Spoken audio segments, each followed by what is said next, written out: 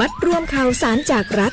เจาะลึกประเด็นร้อนจาก8จังหวัดภาคเหนือตอนบนกับทีมนักจัดรายการ11สถานีในรายการอู้ข่าวเจ้าเหนือพบกับช่วงพยากรณ์อากาศและเตือนภัยรายวันคดสวายกระจายข่าวสารบ้านเฮาและป้าแอลเมืองเหนือเวลาดี 4-5 โมงเย็นทุกวันจันทร์ถึงวันศุกร์รับฟังทางวิทยุแห่งประเทศไทย8จังหวัดภาคเหนือตอนบน11สถานีวิทยุสวทเชียงใหม่เชียงรายพะเยาแพร่น่านลำปางลำพูนแม่ฮ่องสอนแม่เสรียงฝางและสวทเพื่อการเรียนรู้และเตือนภัยภาคเหนือพร้อมรับชมทาง Facebook Fanpage ของทุกสถานีสดพร้อมกันทั้งออนแอร์และออนไลน์อู้ข่าวเจ้าเหนืออู้จาประษาคนเมืองเหนือ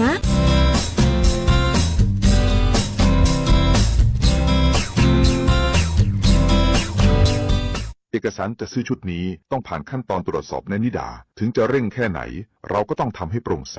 หนูเข้าใจค่ะอาจารย์ทุกขั้นตอนต้องมีหลักฐานมีเหตุผลเราไม่ได้ทำเพื่อใครคนเดียวแต่เพื่อประชาชนทั้งประเทศค่ะดีแล้วที่คิดแบบนี้อำนาจในมือข้าราชการไม่ใช่เรื่องเล็กถ้าเผลอใช้ผิดมันจะกลายเป็นบาดแผลของระบบราชการหนูเชื่อว่าถ้าเริ่มจากตัวเราไม่โกงกล้าพูดกล้าปฏิเสธแม้แต่เรื่องเล็กๆเราก็จะสร้างวัฒนธรรมใหม่ได้จริงถูกต้องไม่โกงแม้แต่บาทเดียวอาจฟังดูเล็กน้อยแต่ถ้าทุกคนคิดแบบนี้ประเทศเราจะเดินหน้าได้อย่างมั่นคงการทุจริตไม่ใช่เรื่องไกลตัวเริ่มต้นจากจุดเล็กๆแต่ส่งผลใหญ่หลวงข้าราชการไทยต้องโปร่งใสตรวจสอบได้และรับผิดชอบต่อสังคมเพราะศรัทธาของประชาชนคือพลังของราชการที่แท้จริงโปร่งใสเข้มแข็งรวมต้านโกงสนับสนุนโดยกองทุนปปช.และสำนักงานปปช.ประจำจังหวัดแพร่วิทยุแห่งประเทศไทยจังหวัดแพร่91เมกะเฮิรตซ์ให้ความรู้คู่ความสุขที่นี่สถานีวิทยุกระจายเสียงแห่งประเทศไทยจังหวัดแพร่ส่งกระจายเสียงด้วยระบบ FM สเตอริโอมัลติเพล็กซ์ความถี่91เมกะเฮิรตซ์จากนี้ไปติดตามรับฟังรายการมองเมืองแพร่ทุกวันจันทร์ถึงวันศุกร์ในเวลา 14 นาฬิกาถึง 15 นาฬิกาช่วงศาลเยาวชนแชร์ความรู้อู้เรื่องกฎหมาย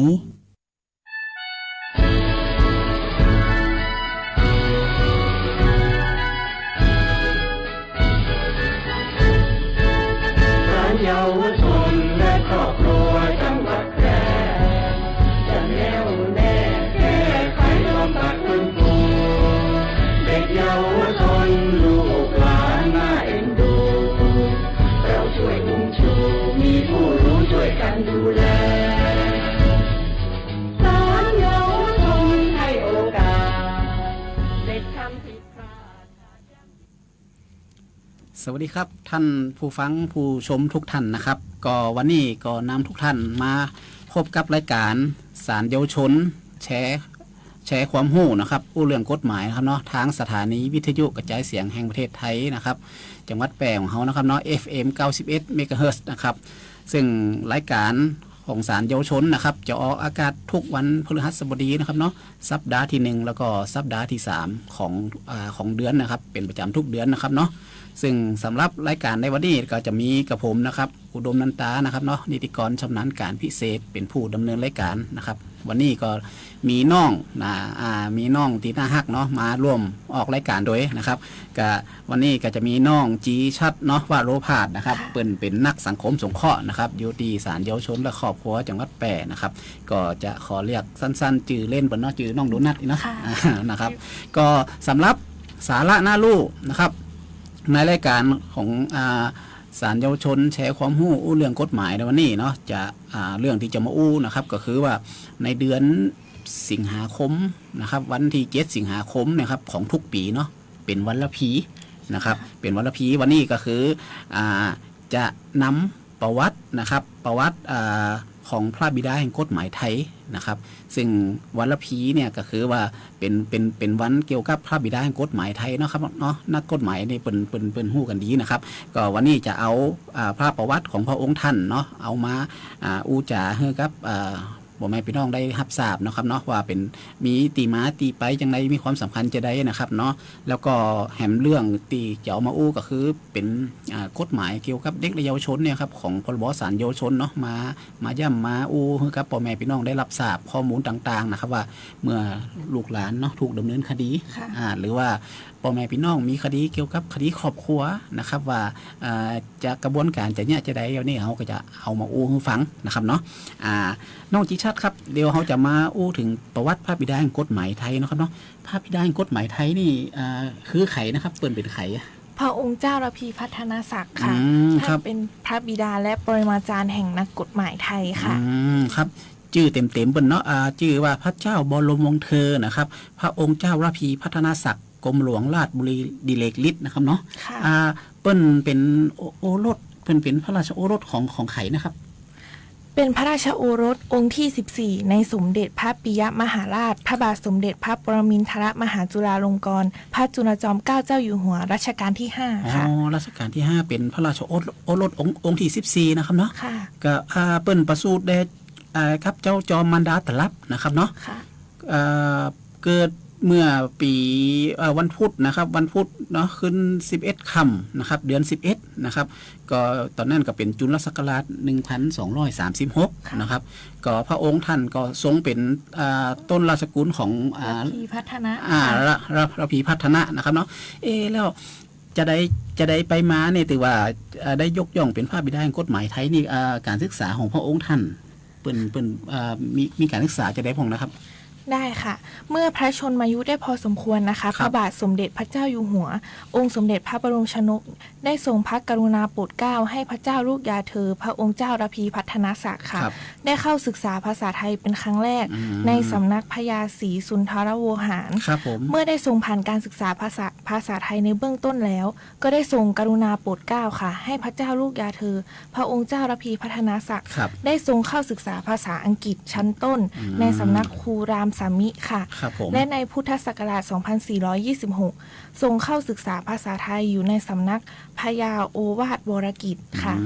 และในเมื่อต่อมาในปีพุทธศักราช 2427 ค่ะท่านได้ทรงเข้าศึกษาในโรงเรียนพัฒตำหนักสวนกุหลาบค่ะโดยมีพญายมราชเป็นครูสอนค่ะซึ่งพระองค์ท่านเนี่ยทรงมีความรู้แตกฉานในการเล่าเรียนโดยเป็นที่พอใจของพญายมราชครูผู้สอนเป็นอย่างยิ่งค่ะเมื่อพระชันษาได้9พรรษาท่านได้เสด็จไปศึกษาวิชาการณประเทศอังกฤษค่ะและเมื่อจบการศึกษาวิชามัธยมแล้วนะคะก็สามารถสอบผ่านเข้าเรียนในวิทยาลัยไครสต์เชิร์ชมหาวิทยาลัยออกฟอร์ดค่ะได้เมื่อพระชันษา15พรรษาเท่านั้นค่ะและก็ทรงได้รับปริญญา B.A. ฮอนปริญญาชั้นเกียรตินิยมในเวลาเพียง3ปีเท่านั้นด้วยค่ะนับว่าทรงแสดงพระอัจฉริยะมาตั้งแต่ทรงพระเยาว์วัยเลยค่ะและเป็นที่พอพระราชหฤทัยของพระบาทสมเด็จพระพุทธเจ้าหลวงยิ่งนักค่ะถึงกับทรงเรียกเสด็จในกรมว่าเฉลียวฉลาดละพีค่ะก็คือรัชกาลที่5นะครับเนาะพระบาทสมเด็จพระจุลจอมเกล้าเจ้าอยู่หัวนะครับเพิ่นทรงเอ่ยขึ้นมาเลยครับพระองค์เจ้าระพีพัฒนศักดิ์เนี่ยครับก็ว่าเป็นเฉลียวฉลาดละพีนะครับเป็นคนเก่งนี่นะเก่งเนาะแล้วเหตุผลที่ทำไมถึงพระองค์ละพีเนี่ยเปิ้นสนใจที่จะศึกษาด้านกฎหมายครับน้องโดนัทครับเนื่องจากเมืองไทยนะคะในเวลานั้นเนี่ยค่ะมีศาลกงสุลฝรั่งชาวยุโรปและอเมริกาที่มีอำนาจในประเทศไทยค่ะซึ่งยากแก่การปกครองท่านจึงมีพระทัยตั้งมั่นที่จะพยายามขอเลิกอำนาจศาลกงสุลค่ะโดยทางนี้เพื่อให้ประเทศของเราเนี่ยค่ะมีเอกราชทางการศาลอย่างแท้จริงจึงทรงเลือกศึกษาวิชากฎหมายค่ะเพื่อที่จะได้กลับมาพัฒนากฎหมายของบ้านเมืองกับพัฒนาผู้พิพากษาและราชการศาลยุติธรรมให้ดีขึ้นค่ะเพื่อที่ต่างชาติจะได้ยอมรับนับถือและยอมอยู่ใต้อำนาจศาลของเราค่ะครับเนาะเพราะว่าแต่ก่อนเนี่ยครับเพราะว่าถ้าเฮาเหมือนมีการพัฒนากฎหมายนะครับกฎหมายเฮาบ่ทัดเทียมนาอารยประเทศเนี่ยคือต่างชาติเปิ้นก็จะบ่ยอมรับไอ้กฎหมายของไทยนะครับดังนั้นพระองค์เจ้าระพีพัฒนศักดิ์เนี่ยนะครับก็คือเปิ้นก็สนใจตีเรียนกฎหมายเพราะเปิ้นเรียนเก่งอยู่แล้วเนาะเปิ้นก็ไปเรียนตีไอ้ประเทศอังกฤษนะครับมหาวิทยาลัยไครสต์เชิร์ชเนาะนะครับเปิ้นก็จบออกมานะครับจบโดยได้เกียรตินิยมเนาะจบแค่3 ปีจบเสร็จแล้วนะครับเปิ้นก็กลับมาพัฒนา กฎหมายเนาะมารับราชการเพื่อช่วยเหลือบ้านเมืองนะครับอยากจะทราบว่าท่านเมื่อเห็นจบกฎหมายที่ประเทศอังกฤษแล้วเนี่ยครับเปิ่นกลับมาประเทศไทยแล้วก็ทำงานรับราชการนะครับเป็นจะได้ของครับค่ะท่านเมื่อเสด็จกลับมาเมืองไทยนะคะในปีพุทธศักราช 2437 ค่ะพระบาทสมเด็จพระพุทธเจ้าหลวงให้ทรงทำงานที่กรมราชเลขาธิการค่ะทรงมีพระวิริยะอุตสาหะในการทำงานเป็นอย่างดีค่ะต่อมาท่านก็ได้ทรงดำรงตำแหน่งสำคัญพร้อมกันหลายตำแหน่งค่ะเช่นเป็นเสนาบดีกระทรวงยุติธรรมเป็นกรรมการศาลฎีกาและอาจารย์ใหญ่โรงเรียนกฎหมายค่ะโดยเสด็จในกรมทรงมีพระวิริยะอุตสาหะในการทำงานอย่างดีค่ะเมื่อพญามณวรราชเสวีทูลว่าไม่เคยเห็นใครทำงานมากอย่างใต้ฝ่าพระบาทมีพระประสงค์อย่างไรค่ะทรงตอบว่ารู้ไหมว่า my life is service ชีวิตของฉันเนี่ยเกิดมาเพื่อรับใช้ประเทศชาติค่ะและทรงยกคติพจน์ของชาวอังกฤษชื่อ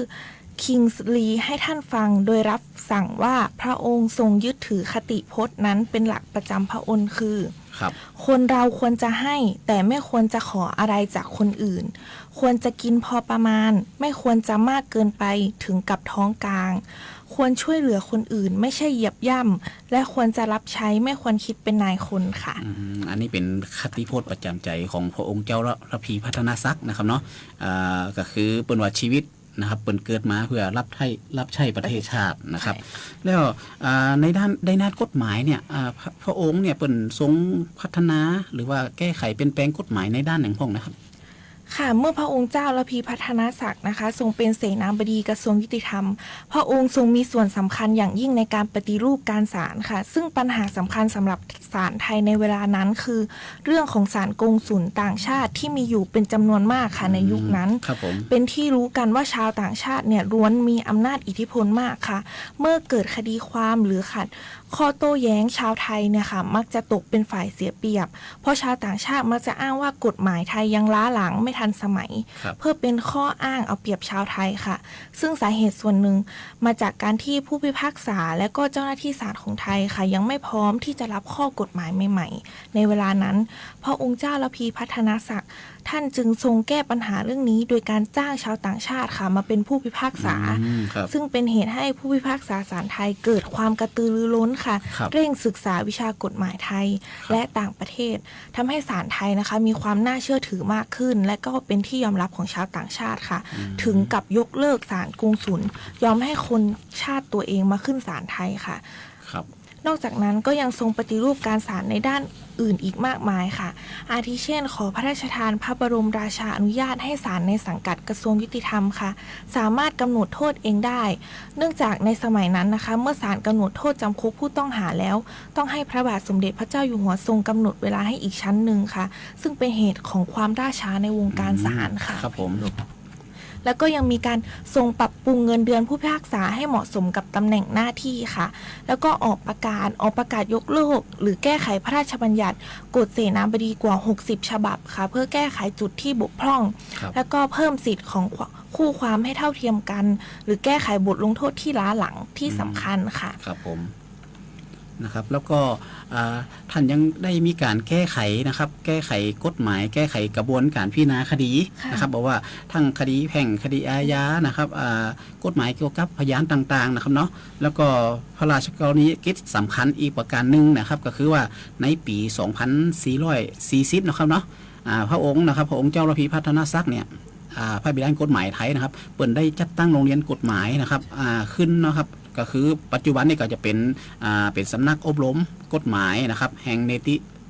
ติบัณฑิตยสภานะครับเนาะครับเนาะก็คือ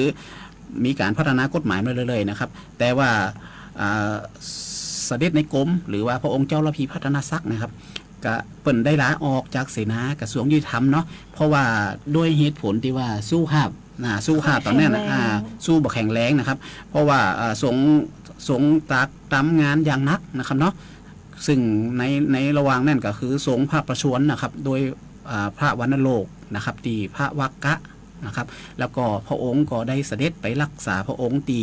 กรุงปารีสนะประเทศฝรั่งเศสนะครับจนกระทั่งนะครับ สิ้นพระชนเมื่อวันที่เราได้ครับน้องโดนัทครับ 7 สิงหาคมพุทธศักราช 2463 ค่ะซึ่งนะครับก็คือพระองค์ก็ได้สิ้นพระชนลงวันที่7 สิงหาคม 2463 นะครับเนาะกับอันเป็นการนำความโศกเศร้านะครับเสียใจมาสู่วงการนักกฎหมายไทยเป็นอย่างยิ่งนะครับเนาะนะครับแล้วทำไมเปิ่นถึงยกย่องพระองค์ท่านเป็นพระบิดาแห่งกฎหมายไทยล่ะครับ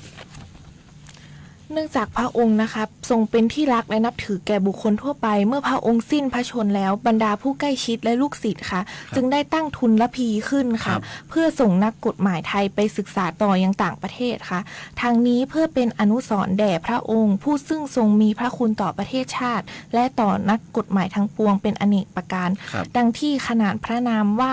พระบิดาแห่งกฎหมายไทยค่ะครับแล้วก็นักกฎหมายก็ถือเอาวันสิ้นพระชนของพระองค์เจ้าระพีพัฒนศักดิ์นะครับก็คือวันที่7 สิงหาคมของทุกปีเนาะเป็นวันระพีนะครับซึ่งอันนี้ก็คือศาลยุติธรรมก็ได้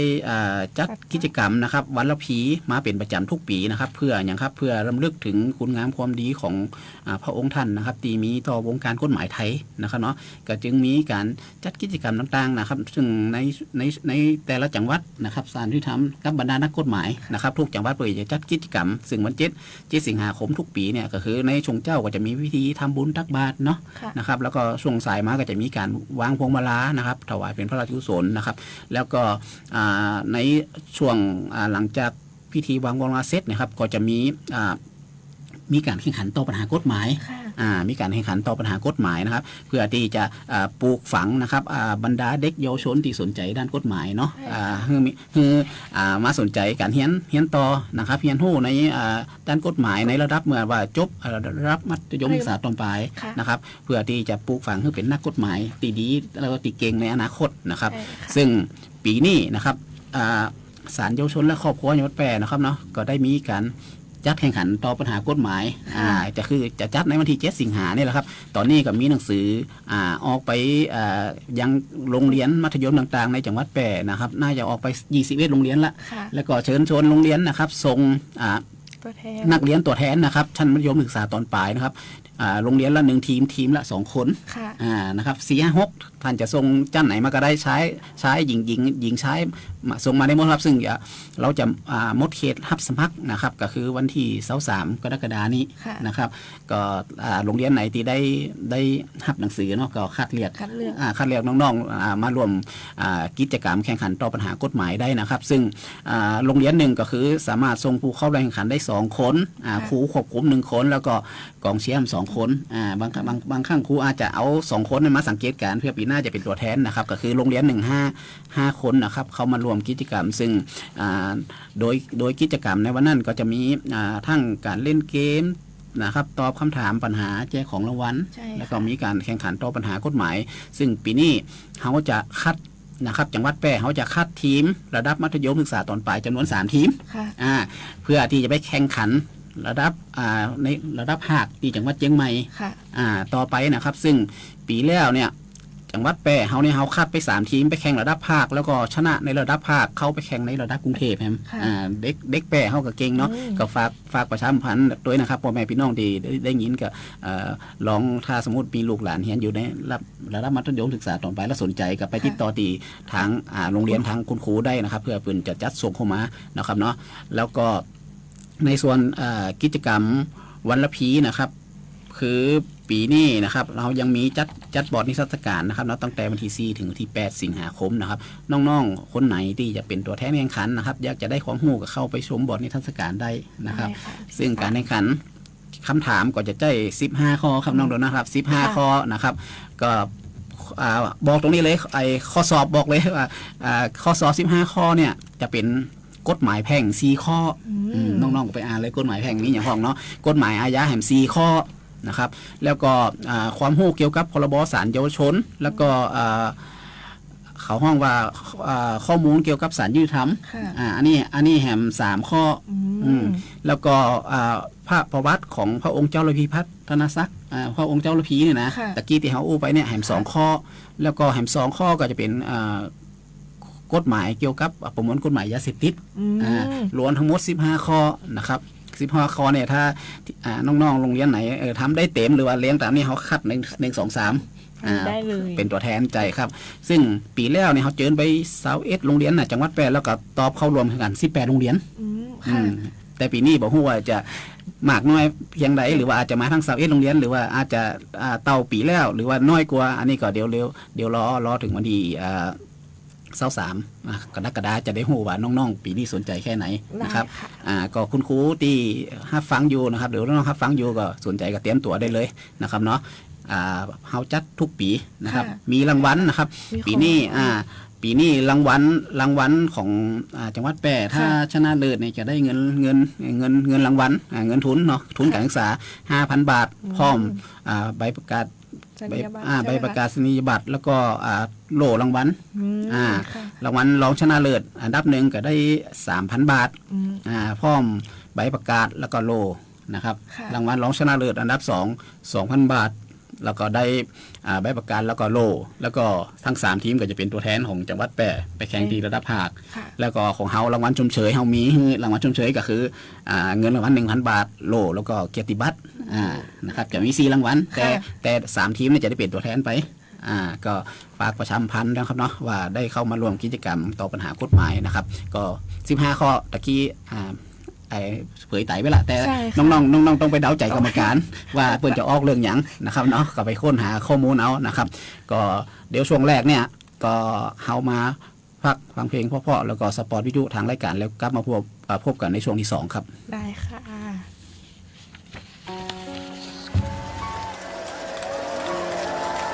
เสียงที่เปล่งจากหัวใจของพระสงฆ์นิกรชาวไทยที่มีแด่พระผู้ทรงเป็นดั่งศูนย์รวมจิตใจเป็นเสาหลักให้กับชาติบ้านเมืองมาทุกกาลสมัยพระมหากษัตริย์ไทยทรงบำเพ็ญพระราชกรณียกิจนานับประการนำพาประเทศชาติให้อยู่รอดปลอดภัยจากวิกฤตการณ์ต่างๆเพื่อให้พระสงฆ์นิกรของพระองค์ได้อยู่เย็นเป็นสุขเราคนไทยจึงควรร่วมกันถวายความรักแสดงออกถึงความจงรักภักดีและรักษาไว้ซึ่งสถาบันพระมหากษัตริย์ด้วยความภาคภูมิใจในความเป็นไทยสำนักงานประชาสัมพันธ์ที่ 3 กรมประชาสัมพันธ์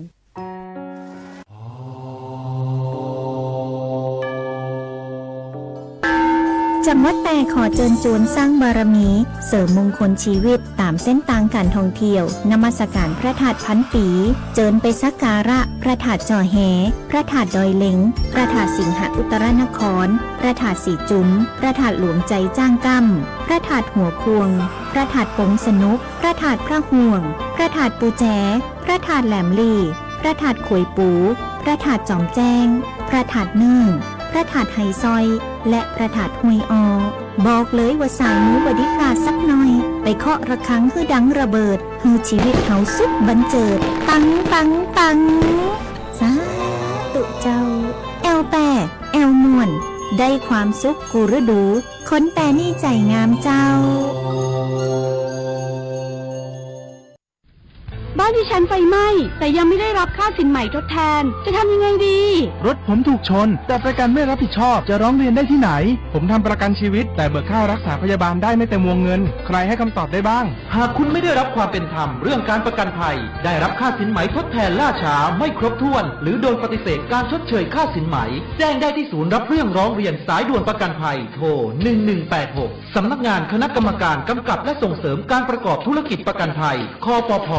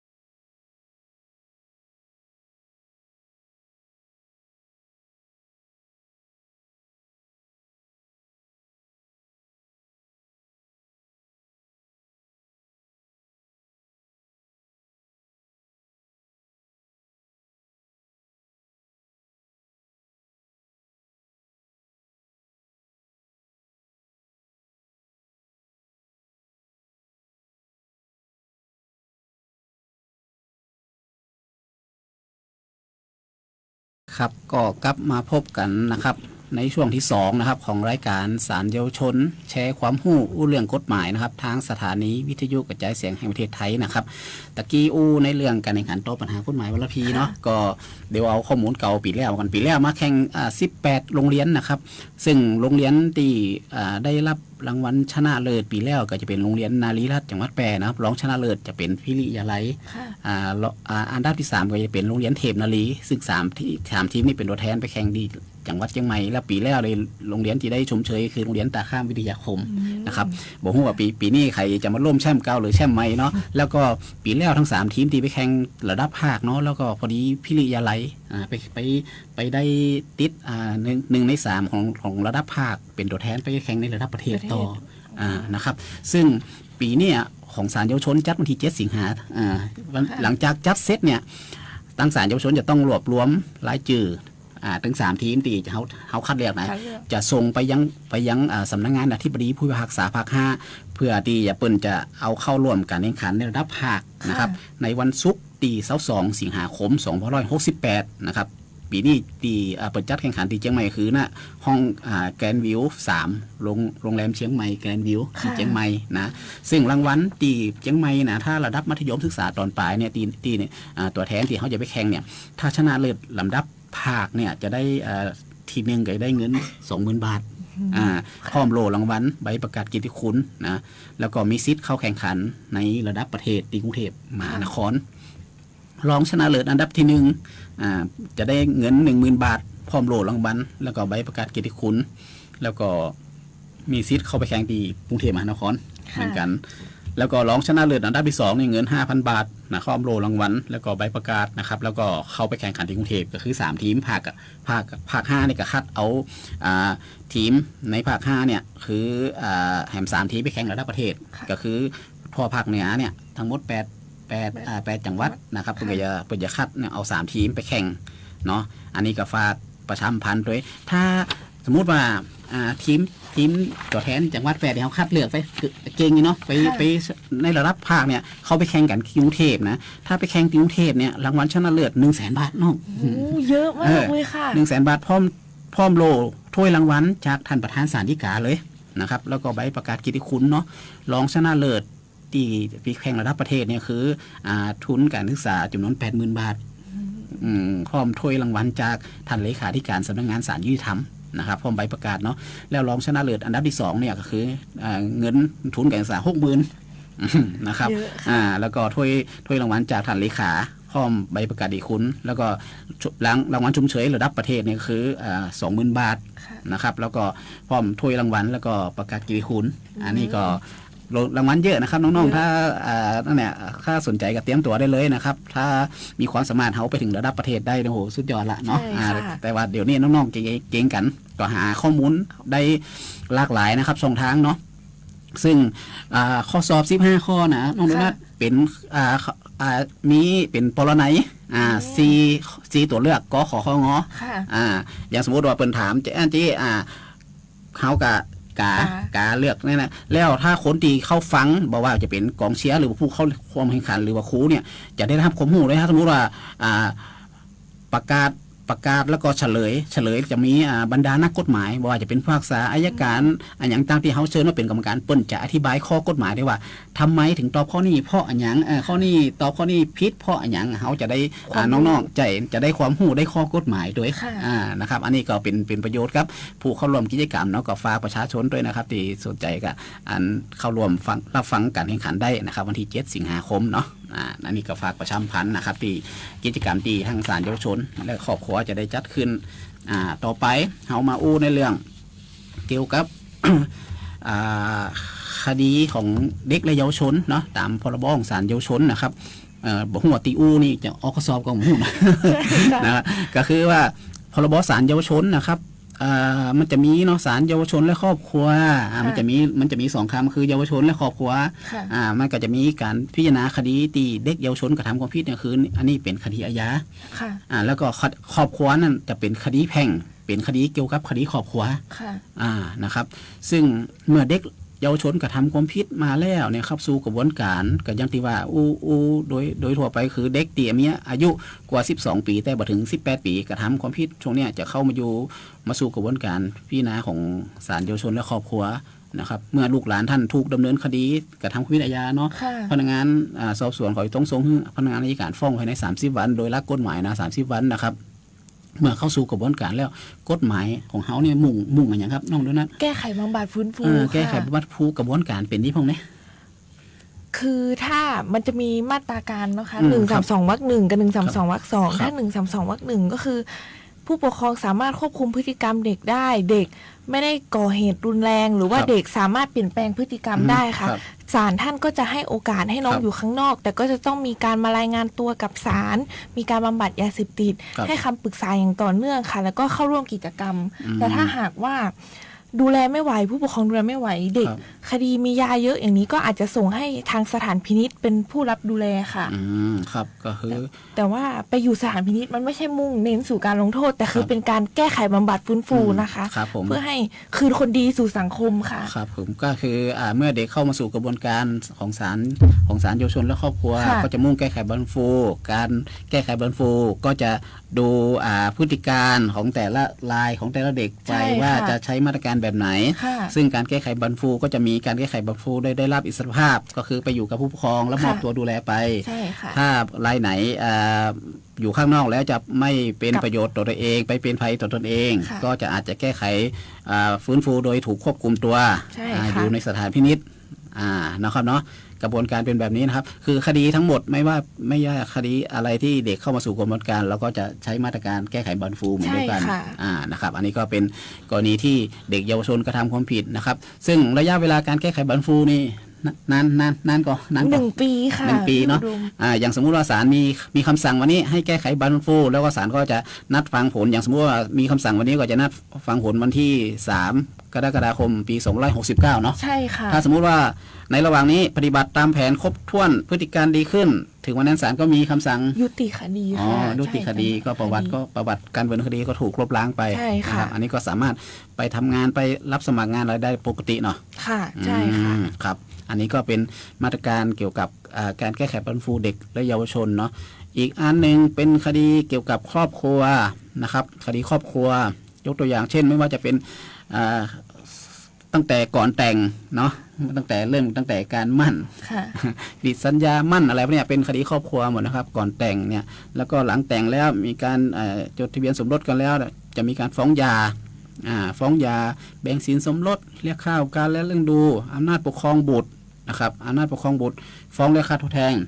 ที่เรียกว่าฟ้องจู้นะครับที่ว่าเรียกว่าฟ้องจู้เนี่ยทั้งหมดทั้งมวลเนี่ยฟ้องเรียกค่าการและเรื่องดูเนี่ยครับก็นี่ก็อยู่ในเขตอำนาจของศาลเยาวชนและครอบครัวที่จะมีอำนาจในการพิจารณาคดีนะครับซึ่งคดีเราเนี่ยมันเป็นคดีละเอียดอ่อนค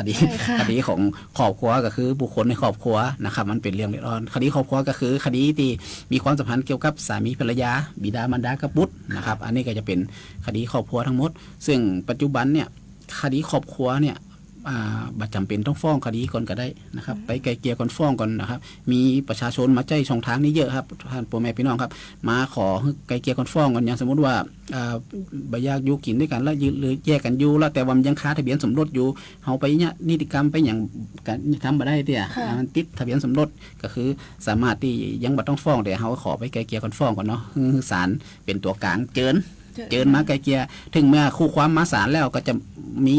บุคคลที่3ที่เรียกว่าผู้ไกลเกลี่ยหรือผู้ปฏิประนอมคดีครอบครัวเพิ่นจะมา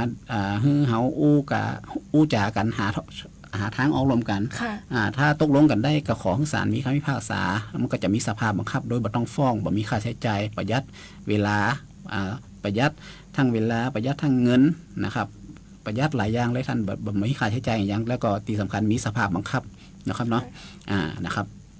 แล้วแหมอย่างหนึ่งก็คือว่าคดีที่มันบ่มีข้อพิพาทก็เป็นคดีครอบครัวได้ก็คือคดีที่บางครั้งเนี่ยเขาจะเป็นต้องใจสิทธิ์ทางศาลนะครับยกตัวอย่างเช่นเนี่ย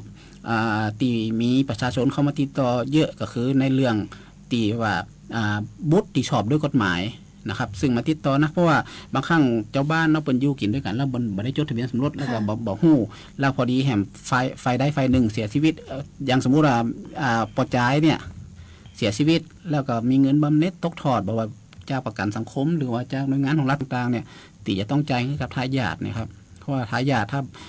บริจดทะเบียนสมรสแล้วมีบุตรเนี่ยบ่เป็นบุตรที่ชอบด้วยกฎหมายซึ่งปัจจุบันเนี่ยมี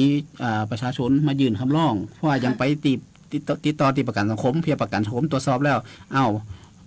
พ่อกับแม่ไปจดทะเบียนสมรสกันจะจ่ายเงินให้ลูกประกันสังคมก็จะจ่ายให้บ่ได้ก็จะต้อง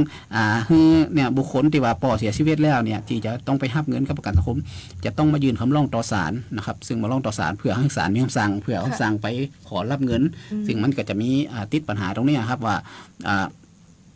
เขาจะต้องมายื่นคำร้องนะครับยื่นคำร้องก็คือท่านก็สามารถมาติดต่อที่ศาลเยาวชนได้คดีพวกนี้คือแบบบัจจัยมีคดีที่มีข้อพิพาทท่านจำเป็นต้องใจซิททางศาลนะครับเพราะว่าถ้าบัจจัยซิททางศาลซิทของท่านกับเกิดก็คือว่าสิ่งที่พึงมีพึงได้ที่ท่านจะได้รับกับหน่วยงานเปิ่นกับบัตรสมัครใจให้ได้นะครับอันนี้ก็เป็นอีกช่องทางหนึ่งที่ว่าศาลเยาวชนและครอบครัวให้บริการกับประชาชนนะครับแล้วก็หำอย่างถ้าเขาบอกเป็นบุตรที่ชอบด้วยกฎหมายเนาะอย่างสมมติว่าเขารับราชการหรือว่าป.เขารับราชการเนี่ยจะเอาซิทมาเบิกให้กับลูกหรือว่าให้กับป.มันก็เบิกบ่ได้เพราะว่าจะเป็นบุตรที่ชอบด้วยกฎหมายนะครับดังนั้นก็คือถ้าบางคนเนี่ยสามีภรรยาที่อยู่กินก็ด้วยกันบ่ได้จดทะเบียนสมรสถ้ายังมีชีวิตอยู่ในสกูถ้าจดทะเบียนสมรสกันได้ก็ไปจดทะเบียนสมรสบุตรก็เป็นบุตรที่ชอบด้วยกฎหมายแต่ถ้าจดทะเบียนสมรสบ่ได้ก็จะต้องมาขอให้ศาลมีคำสั่งขอเป็นบุตรที่ชอบด้วยกฎหมายนะครับอันนี้ก็จะเป็นช่องทางที่จะเป็นต้องใช้ซิททางศาลอันนี้ก็ต้องศาลที่มีอำนาจในการพิจารณาคดีก็คือศาลเยาวชนและครอบครัวแต่บางคนเข้าใจผิดคดีมรดกเนี่ยมันจะเป็นคดีครอบครัวนะครับคดีมรดกเนี่ยก็คือมันจะเป็นคดีครอบครัวดังนั้นศาลที่มีอำนาจในการพิจารณาคือบัจจัยศาลเยาวชนและครอบครัวก็จะเป็นศาลจังหวัดเพราะว่าคดีมรดกบ่จำเป็นต้องคนที่ได้รับมันบ่จะมีกับบิดามารดาแล้วก็บุตรสามีภรรยาแค่นั้นมันจะมีทายาทระดับอื่นด้วยอย่างเช่นพ่อแม่เนาะพ่อแม่เนี่ยปู่ย่าตายายหรือว่าลุงป้าน้าอาถ้ามันมีทายาทระดับอื่นๆอยู่เนี่ยมันก็คือบ่ใจเป็นคดีครอบครัวอันนี้ก็เป็นคดีที่อยู่ในอำนาจของศาลจังหวัดไปนะครับแล้วก็คดีครอบครัวแห่งประเภทหนึ่งก็ที่จะมีก็คือว่าคดีเกี่ยวกับความสามารถของบุคคลเช่นคนไร้ความสามารถคนเสมือนไร้ความสามารถนะครับเพราะว่าถ้าใดต้องมีคำสั่งศาลเพราะว่าบางครั้งเนี่ยคนป่วยติดเตียงอย่างเนี้ยที่ว่าจะต้องไปทำนิติกรรมไปถอนเงินธนาคารให้เปิ้นไปโอนอย่างเนี้ยเปิ้นก็จะเนี่ยบ่ได้เปิ้นก็จะว่าจะต้องมีคำสั่งศาลก่อนจะต้องมามีคำสั่งศาลดังนั้นศาลที่มีอำนาจในการพิจารณาคดีเกี่ยวกับคนไร้ความสามารถหรือเสมือนไร้ความสามารถก็คือศาลเยาวชนและครอบครัวนะครับคือถ้าพ่อแม่พี่น้องถ้า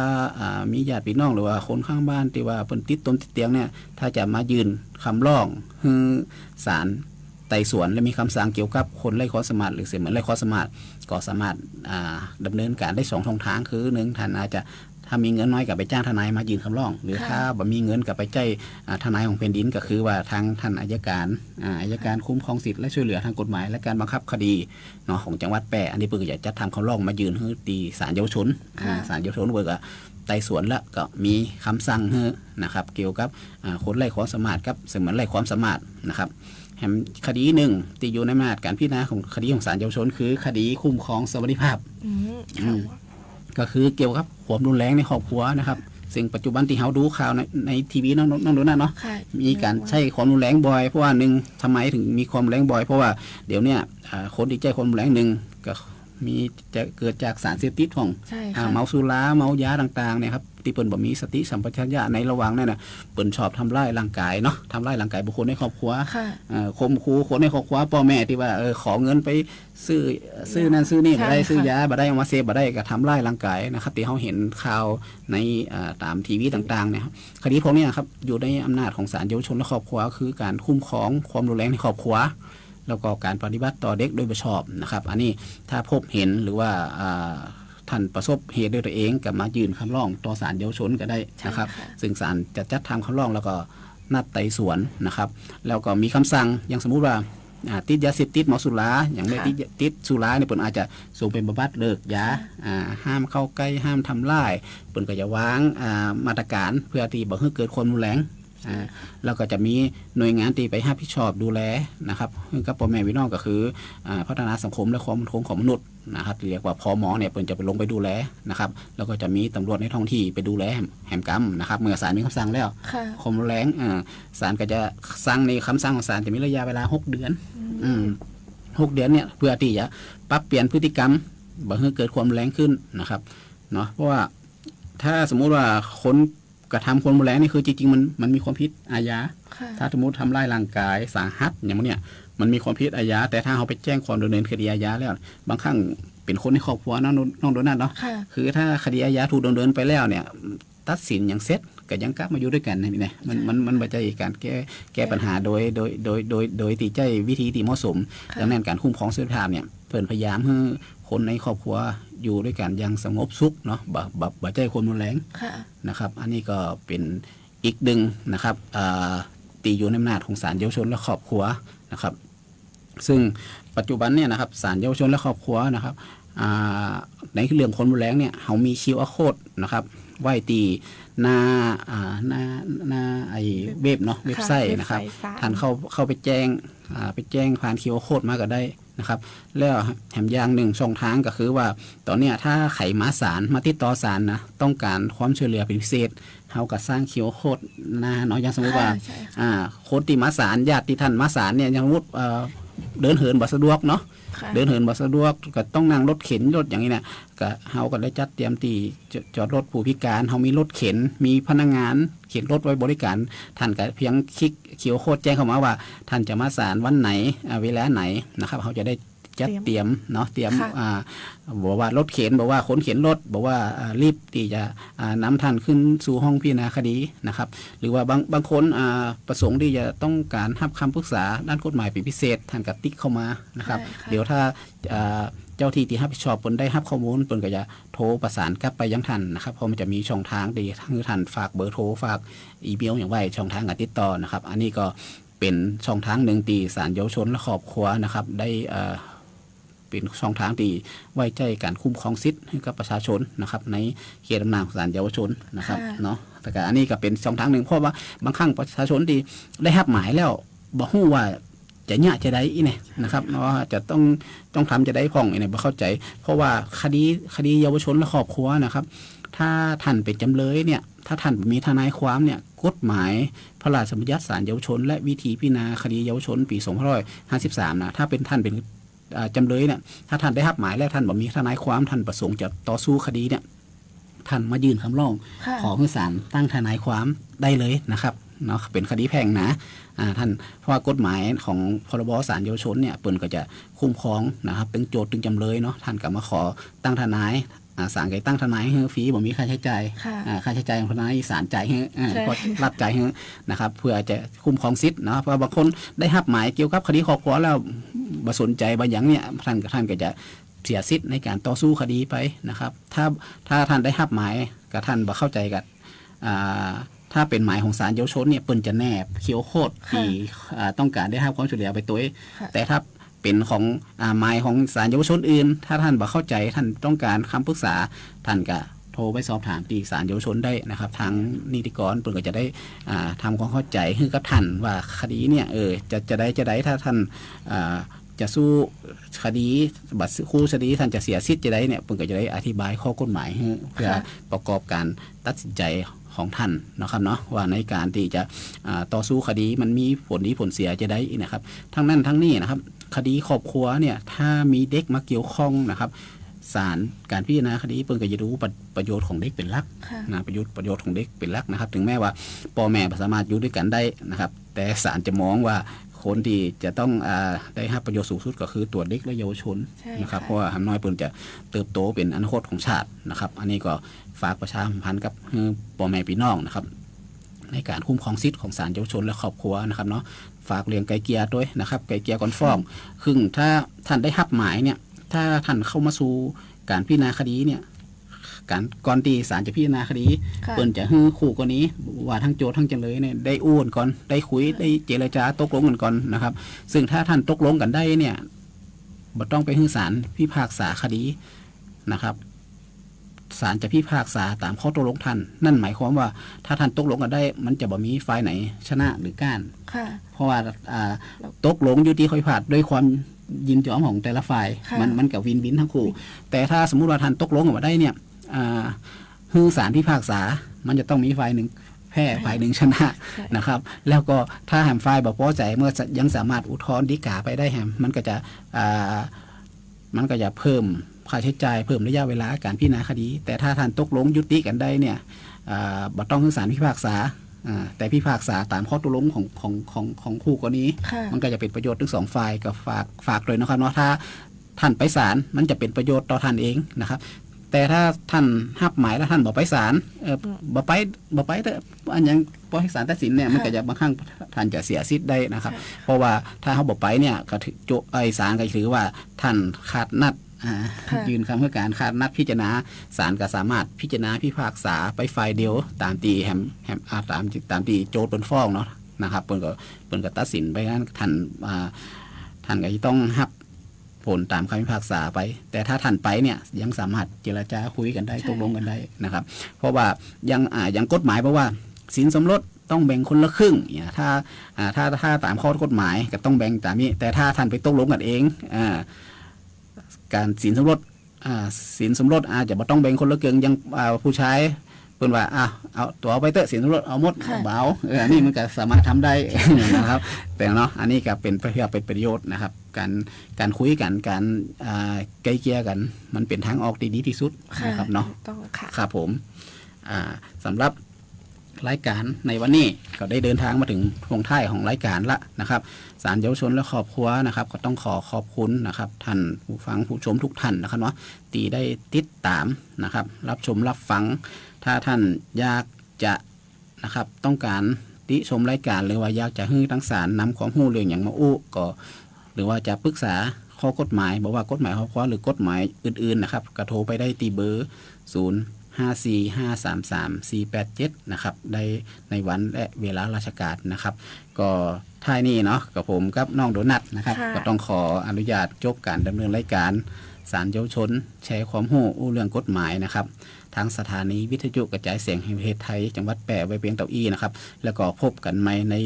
วันพฤหัสบดีที่17 กรกฎาคม 2568 เวลาเดิมครับ 14 ถึง 15 นาฬิกาท้ายนี้ของเรา2คนก็ขอกราบขอบคุณและก็กราบสวัสดีทุกท่านเป็นอย่างสูงครับสวัสดีครับสวัสดีค่ะ